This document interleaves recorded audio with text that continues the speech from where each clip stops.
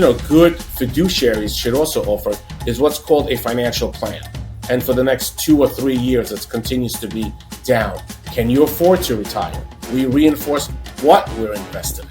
And we're not looking at the short term, we're looking at the bigger picture. Right now, I'm telling people there will be a recession. The markets will be down.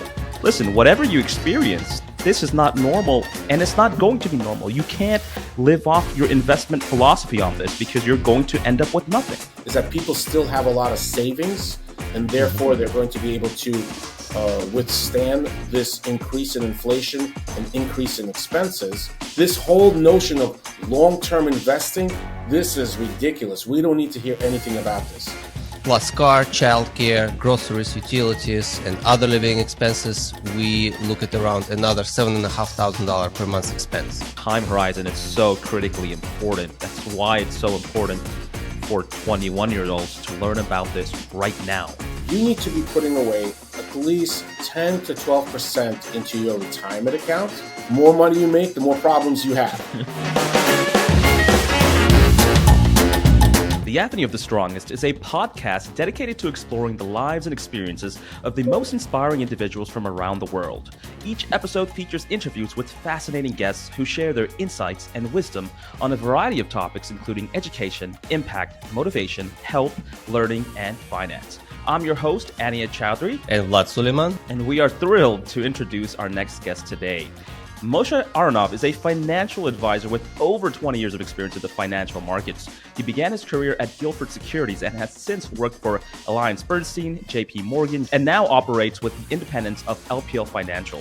As the founder of Green Path Retirement Planning, Moshe specializes in helping individuals and corporations manage their retirement assets and prepare for a successful financial future. We are super excited to talk with Moshe and talk about retirement, investments, and financial advice that parents must know. Welcome to the show, Moshe. My pleasure. Thank you for the invitation. This podcast is sponsored by ArgoPrep, an award-winning edtech company serving over 1 million students nationwide. We understand that as parents, you want to ensure that your child receives the best education possible. Say hello to ArgoPrep. With over 15 plus educational awards earned in just the past year, ArgoPrep's platform offers your child video lessons, quizzes, drills, printable worksheets, and more. Best of all, your ArgoPrep subscription comes included with 4 comprehensive digital workbooks that cover all 4 subjects: math, ELA, science, and social studies. Visit ArgoPrep.com today and start your free trial.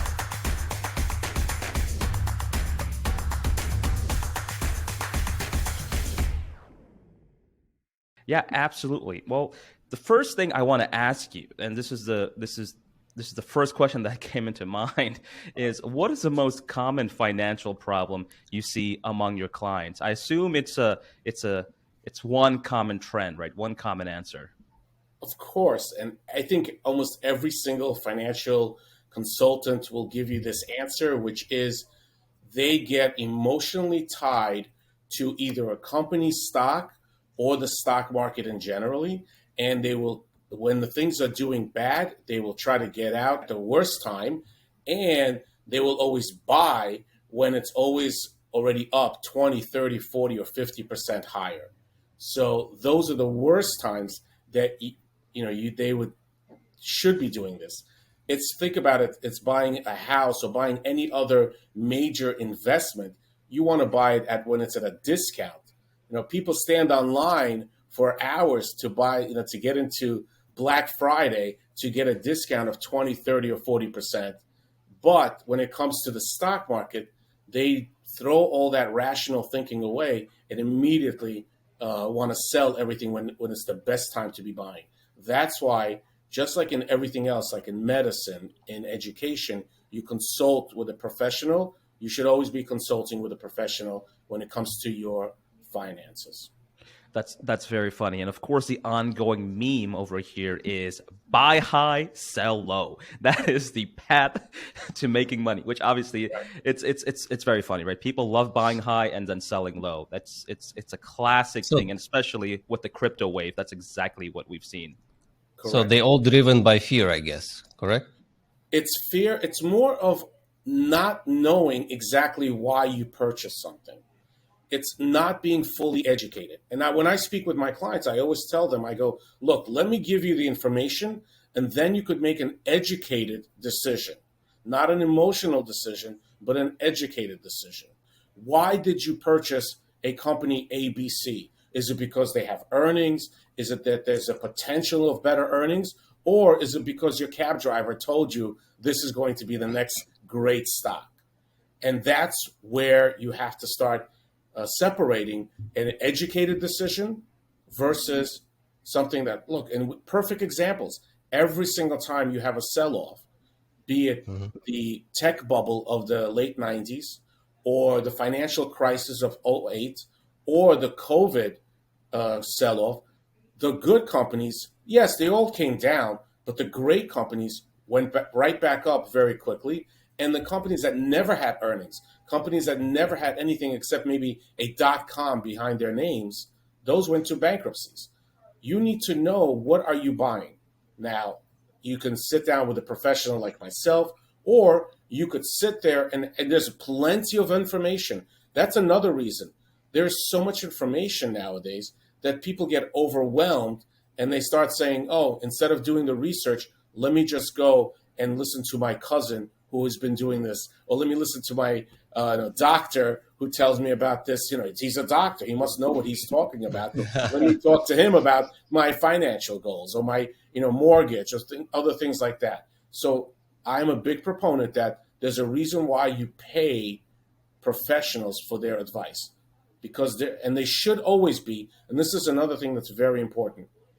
When you speak to somebody, make sure they are what's called a fiduciary. A lot of people don't know what that means. Fiduciary means that the person you're working with is looking out for your best interest, not for the best interest of their company, not for their best interest of their pocket, but legally they have an obligation to look out for you. That's one of the main reasons. You read off my past history, which is nice, but all of those companies that I worked for, my fiduciary responsibility was never, I shouldn't say never, but it was not to the client, the end client, but it's really always tied to the company that I work for. And therefore, I always had to put them first before the clients. Why did I go independent? Why am I a fiduciary now? Because I want to make sure that the client, the professional advice that I give is what's beneficial to the individual, to who I'm working with, and not to the other company that is hiring. You kind of answered already two of my questions that I wanted to ask, if you are a fiduciary or not, and to give an example, why exactly people need to have a professional instead of investing themselves. Why do they need to come to you, basically? Thank you. So hopefully I answered that question for you. If you want me to expand on any of that, I'll be more than happy to do that. I want to go ahead and ask you now, how do you approach risk management in investing? And I'm assuming risk management differs from client to client, right? So for example, if a 20-year-old is coming to you versus a 40-year-old, that looks very different, correct? Sure. That's a great example. I'm going to flip it a little bit even more. You could have two 40-year-olds coming to me, and even they will have different risk management. You could have a 40-year-old who has been investing for the past 20 years. Yes, he started when he was 20 years old, and he's already accumulated a nice chunk of change of maybe, let's say, 400,000 or 500,000 in their retirement account. And you could have a 40-year-old who has zero in their retirement. And then you could add a third 40-year-old who just inherited 5 million from his, passing away of his parents. And that's a big topic that a lot of advisors are going to be speaking about in the next several years, where that generation, the baby boomers, are going to be passing away, and a lot of people in their 40s are going to start inheriting money. So there's 3 40-year-olds. It doesn't have to be a 20 and a 40, but 3 40-year-olds with no money, with some money, and with a lot of money. Each one of them will have different risk tolerance. Each one of them have different goals for what their future is going to be. And each one of them also has different goals for that assets that they have already saved up or just inherited. So yeah, and how do I go about it? Just like we're doing right now.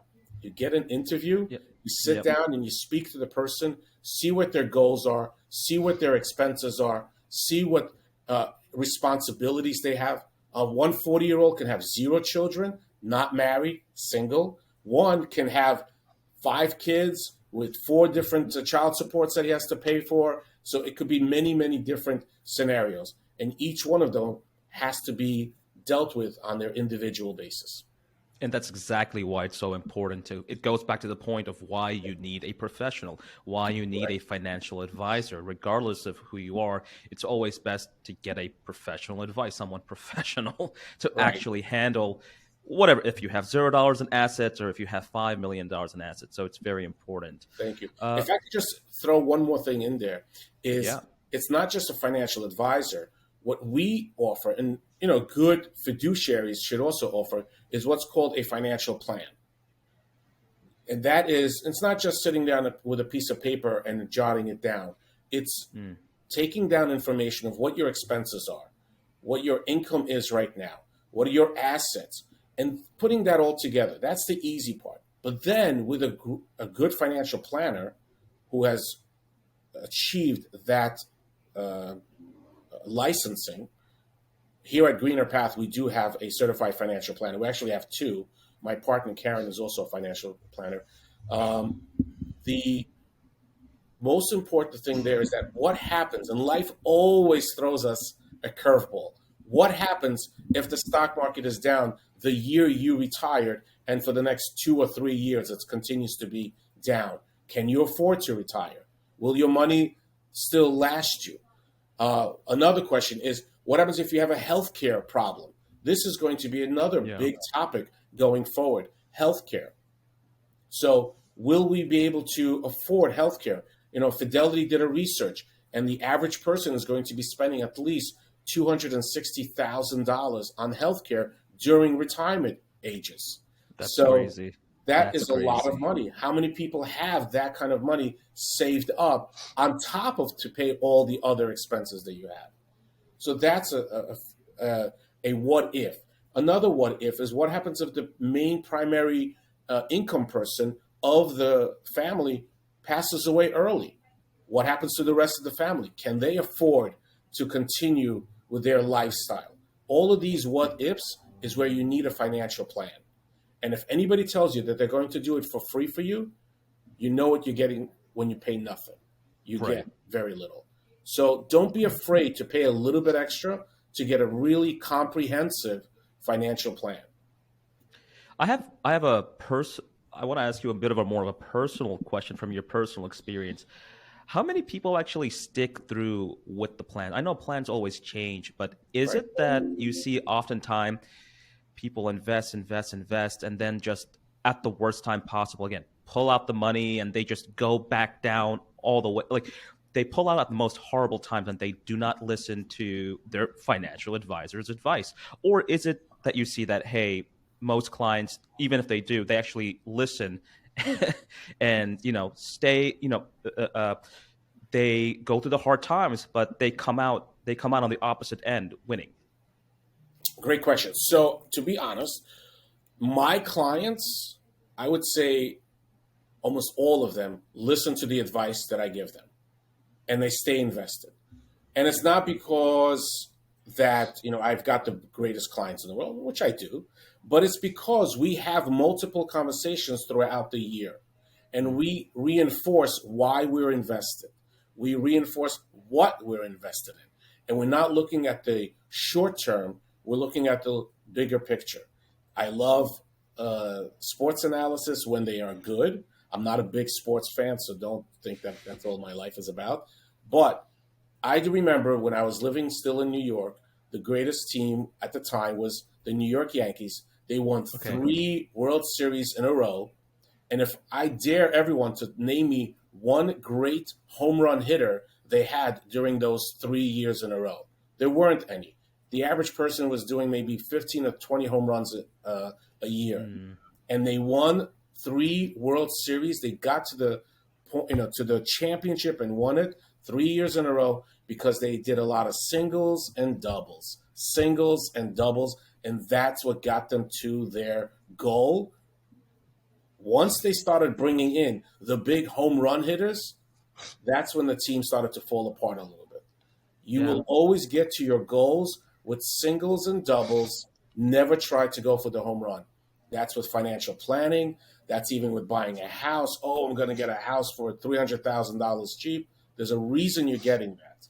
It's not by, any time somebody gives you an offer that sounds a little bit too good to be true, it usually is. And that's why when I speak with my clients, with my relationships, it's not that they're hearing things for the first time. They've been hearing this from me for a while now, that there will be, like right now I'm telling people, there will be a recession. The markets will be down. But just like the chart right behind me, it shows you little bumps on the downside, but over time, it always goes higher. So recession still didn't come yet. And it's not going to come for at least right now we're speaking on March 8th, 2023. Yeah. I don't believe that the recession will come until either the end of this year or the beginning of next year, because interest rates are just starting to trickle down, as they call it, into the economy. And it's going to take a little while for it to be there. But in the way LPL writes and many other financial institutions is that people still have a lot of savings, and therefore they're going to be able to withstand this increase in inflation and increase in expenses. But eventually they are going to start seeing an economy that's slowing down and unemployment going higher and higher.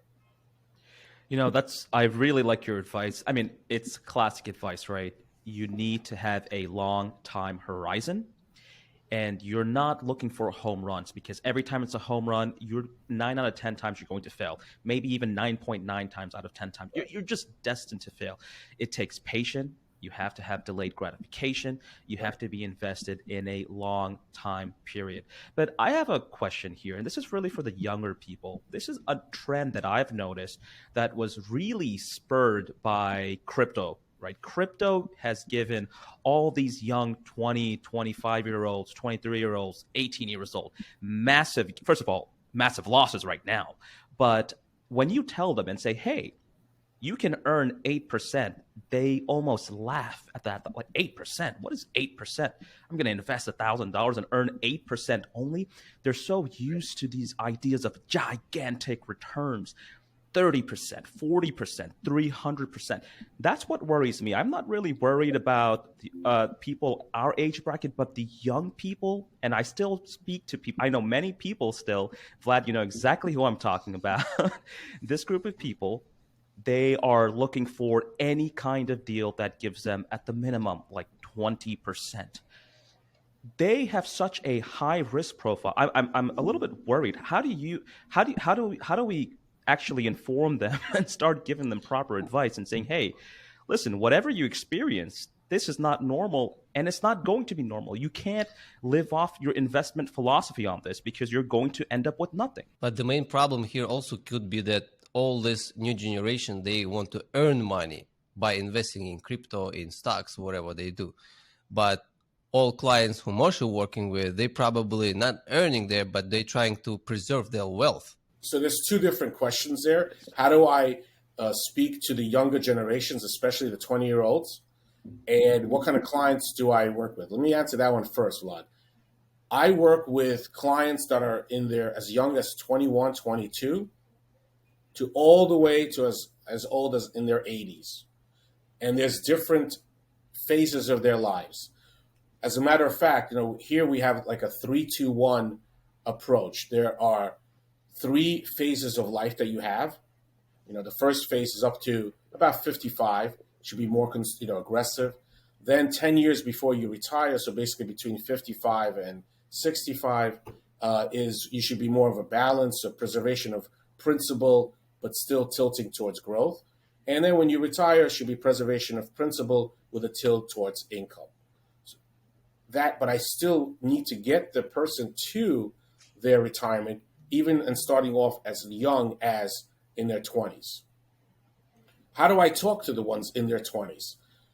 It's very, very interesting you say this. Just yesterday, I was speaking with someone who's 28 years old. And he's telling me he's doing this and he's doing that. He's trying to do a side hustle there. That's the new word now, the side hustle. let me, this is what I'm doing. This is what I'm doing. I'm actually even coaching people how to do this and how to do that. I'm like, wow, 28 years old. How much experience does he have? And then I asked him, do you have a retirement account? And he goes, I used to have it. I pulled all my money out and now I'm doing this and now I'm doing that. I'm like, great. But why don't you do either a Roth retirement account, which will give you a choice later on down the road? And after speaking with him and explaining to him why he needs to have another avenue of income coming in when he retires, he then finally said, you know what, you're right. No one explained it to me this way. And then he turns around and says to me, you should be speaking to all the people like me who are in their 20s, because all the people that I speak to there in their 20s, all they care about is the fast return on my money. Just what you just said. Yeah. And this whole notion of long-term investing, this is ridiculous. We don't need to hear anything about this. What I say is like this. This is how I reply to that. I have a nice chart, if anybody would like to see it. As a matter of fact, in my office, like I said, you got this chart, and right next to it over here, you'll see another chart right next to it, right there. And that chart really shows that if a person at age 21 starts to invest money and only put away $6,000 a year for 10 years and then stops, with an average annual return of about 9%, less than 10, 9%, that $6,000 investment, or $60,000 after 10 years, should be over $1 million. And for a person who starts at 31 and then starts investing for the rest of their working years, they will have less than $1 million. That's why significantly less, I think, right? I'm sorry? And it's significantly less when you start off Yes. at 31. Yeah, and that's why that time horizon is so critically important. That's why it's so important for 21-year-olds to learn about this right now. Right now. Open right now. Start investing right now, because time is your friend. For anyone who doesn't know the difference between a traditional retirement account and a Roth retirement account, and that could be individual, it could be 401k Roth. There's new laws that are coming out this year actually in favor of the Roth. It basically says, I'm not going to pay taxes. The traditional one says, I'm not going to pay taxes now, I'll pay them later. The Roth is the complete opposite. It says you're going to pay the taxes now, the money grows tax-free, and then later on, I'm going to take the money out tax-free. Why do I think the Roth is the best thing in the world? Because if you have $1 million in your Roth and you want to take out $200,000 in a traditional account, traditional IRA, when you take that $200,000, you're going to be immediately in the upper tax bracket. So you will lose a lot of it towards taxes. Doesn't matter what state you live in, you're going to lose a lot of it. In a Roth, that $200,000 that comes out is all tax-free, and therefore you get to keep all of it. So you can go on and buy a second home. You could buy even a home without thinking about taxes, taking out a big distribution. And just like I said before, the reason why you want to have a Roth and a traditional is you want to have several different avenues where to choose where you get your money from. You might have some that are IRA, you have some money in a Roth, you have some money in real estate investments, you have some money sitting in other investment accounts that are not retirement. You want to have different avenues of where you could draw that income from when you do retire, or even when you're 40, 50, or 60 years old before retirement. You want to have choices. This is just another arrow in your quiver. Let's speak about the average family. Let's say I'm from New York, okay? I'm living in New York, we work from New York. So let's take the average family from New York. So let's meet John and Sarah, for example, okay? They're average family in New York with an average combined income of around $210,000 per year. Okay. So the take home is roughly $13,000 per month. They have two kids, 5 years old, 8 years old. They currently have a rent for 2-bedroom apartment for around $5,000, which is average in New York, plus car, childcare, groceries, utilities, and other living expenses. We look at around another $7,500 per month expense. Plus, they have around $400 per month for their student loan debt. Okay. So they're left with $100 after all their expenses. So given their financial situation, what advice can you give them on how to achieve their financial goals, how to save for their children's future?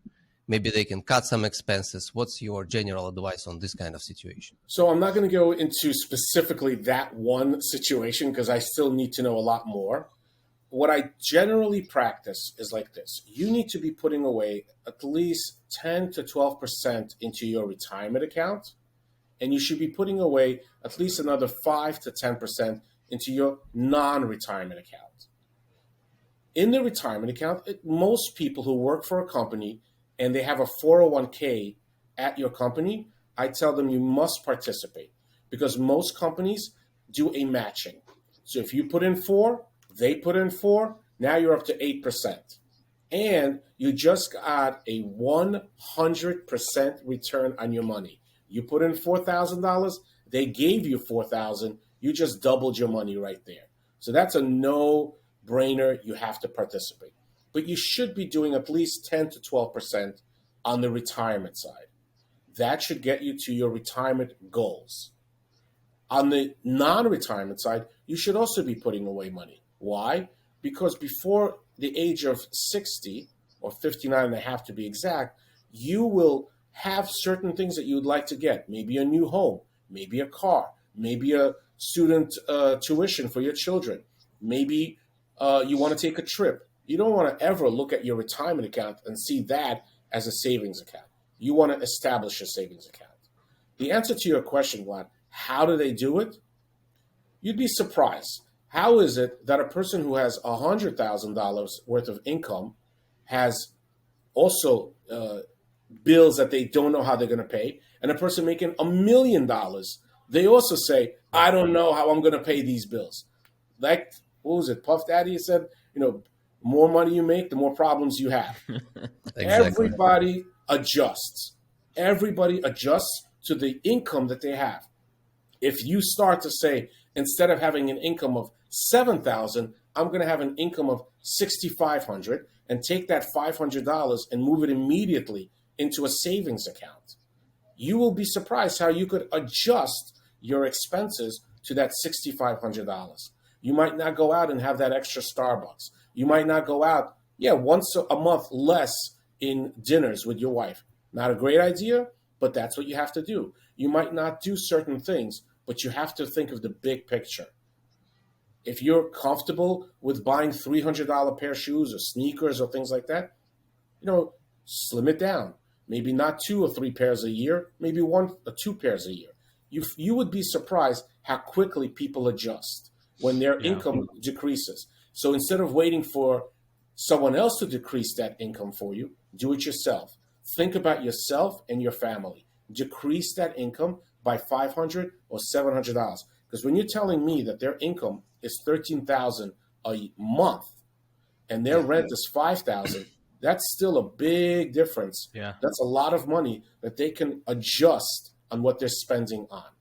If somebody here in America, in New York also, can live on just $6,000 a month, anybody making 13 can adjust a little bit also.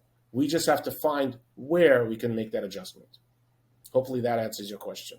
Yes, it is. It's a beautiful answer. They can cut actually in a lot of things. $5,000, this is for a luxury apartment. They can move out to some regular apartment and have a nice life there also. That I would not recommend that, actually. I would not recommend that. You don't need to downsize yourself from luxury to non-luxury. What, you're going to save only a couple $100, but listen, I don't want people to live badly either, but you can cut on other items. Some people like to go shopping for clothing of at least $1,000 a month. Maybe cut there, down to $800. Some people like to go out for dinners 3 times a week. Maybe cut there a little bit more. That's where you can cut a little bit here, a little bit there. Because I'm telling you right now, if they're spending $5,000 on their rent, they've got another $8,000 that they're spending on other stuff. That's where you can save. Don't, luxury apartments, there's nothing wrong with those. If you could find maybe another luxury building, because that's the lifestyle. I'm not looking to change your lifestyle. I'm just trying to show you where ways you can change other things that you do that can protect your lifestyle in the future. And I want to go ahead and briefly touch on the topic of people that like to stock pick. There's always people that have some stocks and they don't believe in, or they don't want to put their money in, like SP 500, or they don't want to put in an index fund where it's really safe over the long-term horizon. All the data shows that, but they want to cherry pick. Again, am I right that almost always you should be going ahead and putting it into some kind of like the S&P 500, or at times is it actually worth cherry picking stocks? Right. So here at Greener Path Retirement Planning, we do not give advice on individual stocks. Not that because I don't know a company like Apple or I don't know a company like Verizon. Everyone knows about them. The reason why we don't give advice on individual stocks is because we don't go down to Apple headquarters and exactly know what is the breakdown. And no one can answer this question, that's the average viewer. What is the breakdown of their income? How does their chip makers in Taiwan closing down for 5 days, how is that going to affect the stock price in the next 3 months? Why did that plant close? What happens if there's too much heat going on in New York City, or too cold or too hot? How does Con Edison in New York City is the utility company, for all those that are not in New York, that when there's too much heat or too cold, Con Edison has to sometimes do shutdowns, or in California, they have rolling periods where they cut off electricity.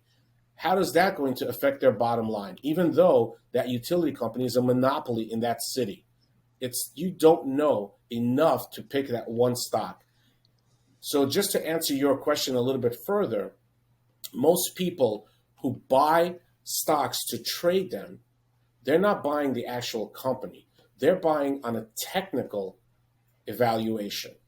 Basically seeing that there's a momentum in the stock. They don't care what the company is. They only care about the 3 or the 4 symbols of that company. And if there's momentum, people who buy companies for long term, those are people who want to know about the company itself. And they're saying the ups and downs of today or tomorrow, we don't care about. Okay. 99% of the people are not going to go and find out all the little details. They'll go on a recommendation from other institutions that say if this is a buy or a sell. But again, most institutions are not fiduciaries. They're also looking out for themselves. They might have a deal with that company, and that's why they're recommending the company as a buy or sell. We do not give individual stock advice because there's no way in the world for us to learn all of those different companies. That's why we do recommend indexes, like you mentioned a great one, the S&P 500. We recommend mutual funds who have analysts who go down to the plants, who go down to the manufacturing, who go down to all these places and do the research that they need in order to see whether that company should be part of their portfolio or not part of their portfolio. This is who we leave to those money managers. But my responsibility is to make sure that that money manager is doing the right thing, picking the right companies. We can fire one money manager and go to another one. But most important part of my job is to make sure we have a plan, we're sticking to it, and what happens if these what ifs happen? Can our plan withstand that bump in the road? If you're in retirement or if you're not in retirement, you have an income stream. Is that income stream meeting all your goals? That's another thing that I do. Look for the best income products that are out there. So that is my recommendation. The other thing I will say, and I'll finish off on this. Living in New York for many, many years, I've met many, many people who have day traded, who had tried to pick the stocks, and most of them have failed. And I'm speaking about 99%. I even know one person who had, and this is a horrible story, and I apologize to all the viewers. He traded his own account, lost all his money. Traded his family's accounts, lost all his money. It went to a point that it was so bad that he knew that the only way to get any of that money back is to commit suicide so the family can get life insurance. Wow. That was the worst kind of story that I've heard. And I knew this person personally, and it was one of the horrible, lost everything he possibly could, including his own dignity and family. And that was the result, all because of day trading. Just like Mike Tyson said, everyone's got a plan until they get hit in the face. Everyone thinks that they could outsmart the stock market. Bill Gates and Warren Buffett especially did not become a billionaire doing stock trades. They became billionaires by investing in the stock market. And we have millions and millions of newbies that came in 2020, yes? On the platforms like Robinhood, they came, they're thinking they are gods of investing and day trading. It all looks like a game. Yeah. That's so everyone who is in there, listen to Moshe's advice, okay? Yeah. We could definitely help you with all of your needs on investing for long term. We can also help you on your needs investing for a little bit shorter term, but shorter term is not 2 days or 6 months or 1 year. You know, short term in our book is about 1.5 to 2 years. That's a short term. And long term is more of about 5 years and longer. But we are Peter Path retirement planning. Yeah, so here also one thing I would like to add, that if you still want to day trade or play this game, invest the amount of money that you are willing to lose. I actually hate when people, I have an unpopular opinion, which is I don't like when people say, invest the money that you're willing to lose. You know why? Because every 20-year-old, they think they can lose everything they have on the account. Hey, as long as I can live in my mom's basement, the $5,000 that's sitting on my account, I can lose all that. No, you cannot. No, you cannot. So I get where it comes from, but you cannot sit here because every 20-year-old thinks that they can lose all the money in the world, right? Because they don't care about that. So I think it does that. I think that statement does more harm. And that's just my unpopular opinion on that, because young people, they have this a is very beautiful high risk threshold. Guys, you guys have to also adjust your language. It's not invest your money that you could lose. When you're trading, that is not investing. 100%. That is trading. Investing means long term. For a day trader, you know what investing means? Holding it over the weekend. Yeah. That's what investing for a day trader is. Holding it over the weekend because you don't know what's going to happen over the weekend. That's day trading. The person who invests doesn't think about the ups and downs of today, tomorrow, next week, or next month. They're saying what's going to happen in 5 years, 10 years from now. Show me one company that, if you bought a company right now, do you expect immediately to have people walking in and utilizing your products and you're going to become a millionaire over the next week? No. You know that any company you start takes years to actually become something that'll give you a profit ongoing. Yeah. Then why do you expect to invest in a company and be a millionaire the next day? Only a trader can do that. But 99.9% of my experience, most people have lost money, not made money in trading.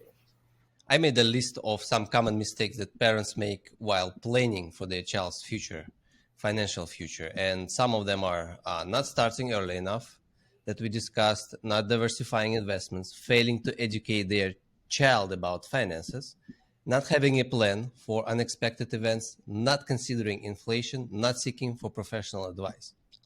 So here I want to actually emphasize on the point of failing to educate their child about finances.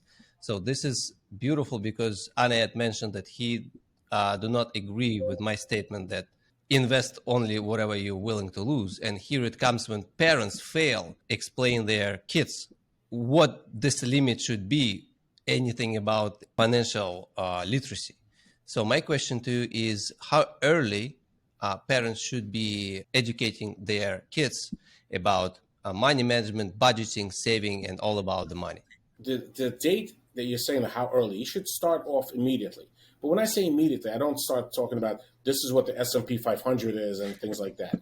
But you could even speak about to them, oh, we're going to get maybe this ice cream over here because it's a little bit less than this ice cream. And the money we saved on this ice cream, we can go and buy you a toy over here. That's already teaching them about saving and how we could use it for something else. Buying two items for the same amount of money that you could have purchased only one item with. That is already starting to teach them about finance. Later on, when you go to a restaurant, when they could, you want to help them in math. Oh, I'm about to leave a 20% tip. How much is 20% on $73? Teach them that. How do you get that quickly without taking out a pen and pencil? 10%, then double that. So that's another thing. Oh, I'm about to do 10%. Great. Do you know what 10% over time? If the 10% is the return of the S&P 500 over time, how will that occur? That's how you walk them into it. So when do you start? Start them as soon as they're young, as soon as they can understand numbers. But you don't start throwing these complicated derivatives on them, but little things here and there. And let me tell you, you should teach them about saving. You should teach them about what a checking account is also. How many people have checking accounts that they don't even know how to write a check? Most of us don't use it anymore, but it's nice to do it. I remember when my kids were in high school, they actually taught them how to take out a check, fill it out, and balance their checkbook. That's another thing you could start teaching your children. You went to a good high school. I'm sorry? You went to a good high school then. No, this is my kids. Oh, okay. So that your kids went to a good high school. Right. My kids. And You know what? They did. The point is that you should be sitting down with them and teaching them the money coming into a checking account and money leaving the checking account, how to balance things. That's something you should also be. But I also am a parent, and I will tell you this, especially when they're teenagers, they don't want to hear from you anything.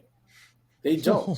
They are still going to, no matter what you say to them during teenage life, you don't know what you're talking about. That's the old way. You guys had, calculus back then, or calculators. Today we have our phones and we could do everything for that. There's the famous answer. There's an app for that. Yeah. So yeah.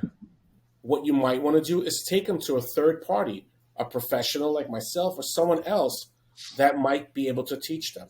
Take them, they like apps, show them an app of how to do the balancing. Show them an app or YouTube content that talks about that. So maybe it's not coming from you, but from another source that they might think about. And that is another way of educating them.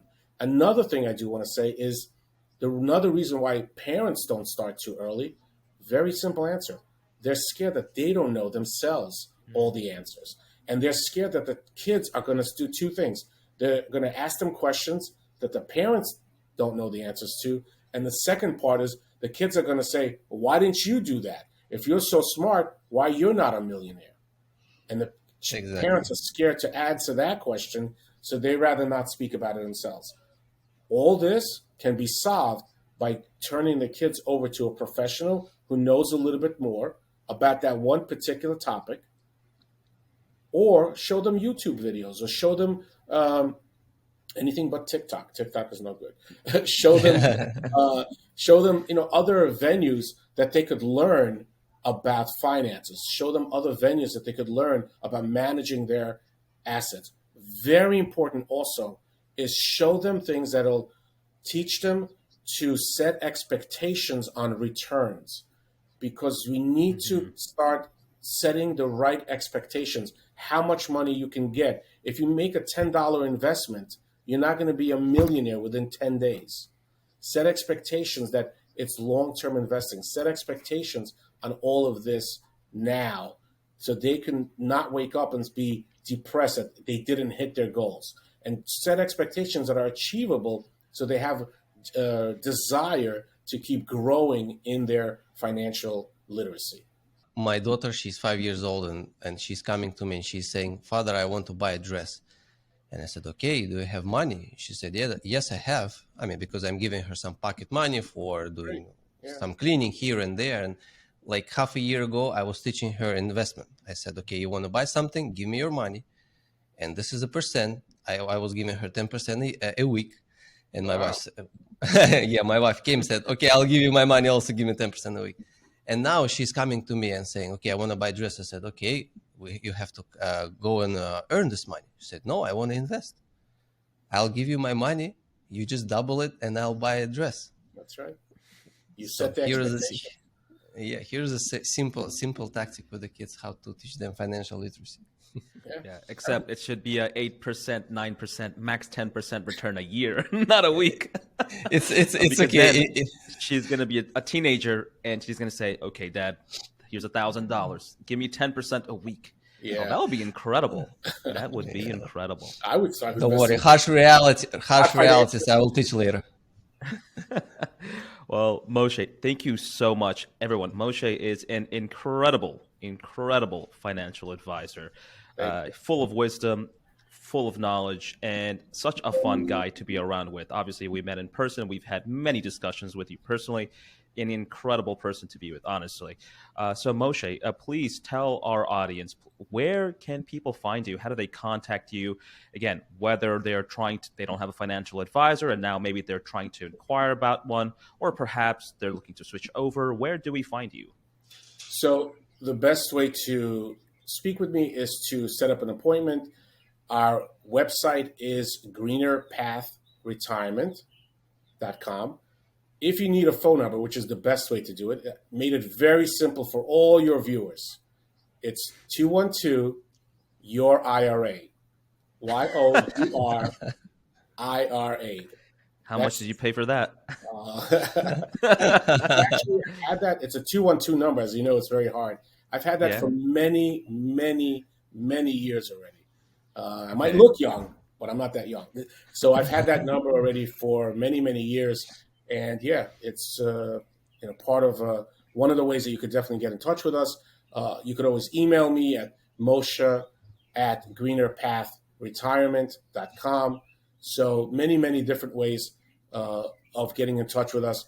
We have offices in New York and in Florida. So East Coast, but down south and on the Northeast. But again, thanks to invention of Zoom and many other technologies like it, we can always do a video conference and speak to anybody who needs some advice. I do want to go back to what we talked about before. We give advice and we help everyone from as early as in their early 20s to families that are starting to grow in their 30s and 40s, and also to people who are getting closer to retirement or in retirement.